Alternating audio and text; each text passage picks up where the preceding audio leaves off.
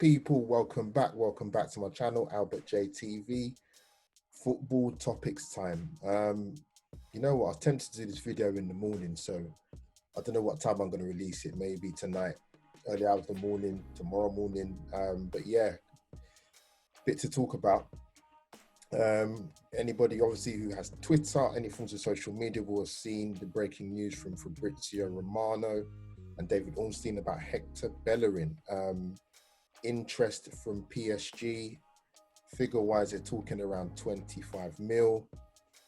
They say H.Bellerin is sort of looking at the tweet from Ornstein that H.Bellerin is open to a new challenge if a deal can be struck. Now, people who see my content will know my feelings about H.Bellerin. Again, like I said, it's nothing personal. I want to see what the best is. I want the best for what is for Arsenal Football Club. Not really a personal sentiment, but yeah, I said with Bellerin, you know, when the rumours came over a few years ago that Barcelona were interested in him, I would have driven him to the airport and taken him there. And I said this before, and anybody saw my Q&A yesterday or the day before yesterday, depending on when I release this video, you know, even before his ACL injury, which I do take into account, I've always said for the two facets of a fullback is to offer something offensively in the final third, and defensively your positioning and your actual ability as a defender. And for me, for both facets of the game, he's not very good at. And I think this would be an excellent deal for both parties if it should go ahead. I just think, and it sort of touches on a little bit with Maitland-Niles, that I said it clearly again on my Q&A and a few other content videos. If I was being ultra ruthless, I would have sold Maitland-Niles, I would have sold Bellerin and bring in Max Aarons. But if you're going to keep Maitland-Niles, which I don't have an issue with, then for me, you have to sell one of the other guys. And my sort of critique of Maitland-Niles, I was saying that, or should I say, sorry, let me rephrase that. What I would have said about Maitland-Niles is that there are other Arsenal players who should be in that queue ahead of him to be moved on to get some income. And I'll put H.Bellerin in that category.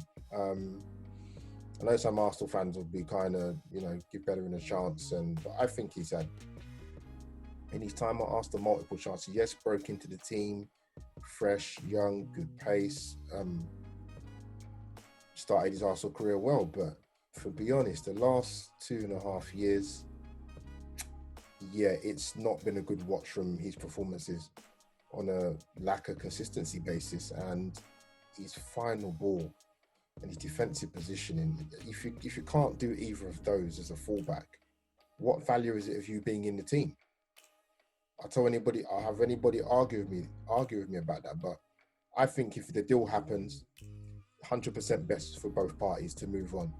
And also David Ornstein, actually Fabrizio Romano and David Ornstein tweeted about H.Bellerin, so more or less the same time, which is mad when I saw that on Twitter. But yeah, Partey said, you know, the David Ornstein tweet was also saying about Thomas Partey that the interest still remains, and you know, it is a cat and mouse game. But the bottom line is Arsenal just have to not try and haggle the deal, not try and come to some sort of compromise. Pay the dues, man. Like, if you want the player that badly, who will make a difference to Arsenal, get him. You know, he's in the top 3 or 4 in terms of CDMs in his position in Europe, probably even world football. You know, I was looking through his stats last season for Atletico Madrid and also seeing him play, and he is what we need. But as I said before in my Q&A, if you're not gonna go and get plan A, move on to plan B, man. Yes, I get it that there were transfer windows till October, but Arsenal, you got the Gabriel deal done, finally finalised today. Thank you. Let's move on. There's more work to do.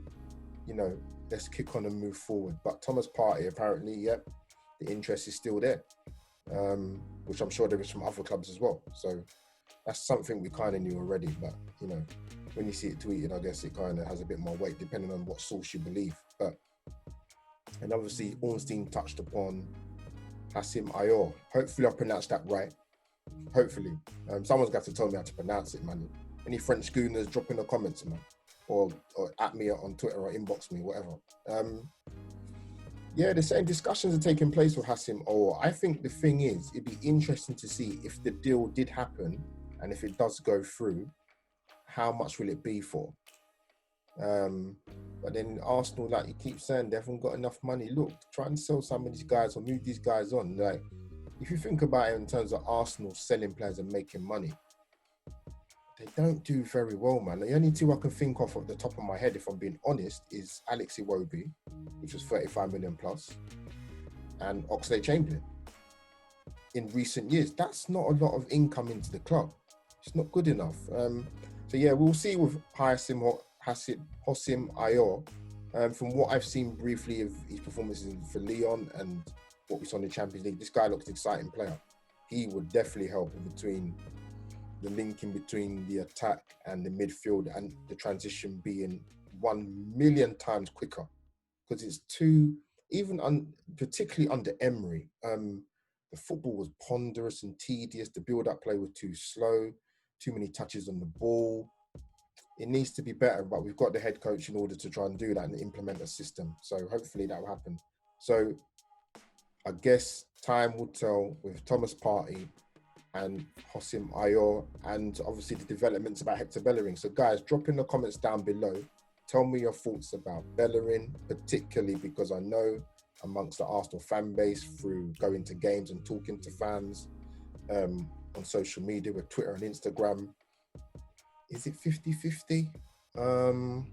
Possibly, actually. I'm in the camp that, me personally, you know, for both parties, I think they both need to, Hector needs to move on. He's 25. The sell-on value there. You can get 25 million plus. I see people tweeting on Instagram and Twitter. Sorry, talking about, you know, we should try and get 40 million for him. Even without COVID, you're not going to get 40 million for him. You might have got 40 million plus for him, or 40 million for him a few years ago when he was linked with the Barcelona, joining Barcelona, but you're not going to get that now. So for me, get what you can, 25, 27 million excess, take it, take the money and run, sprint like Usain Bolt or Linford Christie put together. Just take the money. So yeah, that's cool with the Arsenal sort of links gone through. Yeah, I saw, and they're going to talk about another player, K.Koulibaly. Now, when Project Restart came back, and as you guys know, I'm an Arsenal fan, love Arsenal, but I like football in general, talking about it.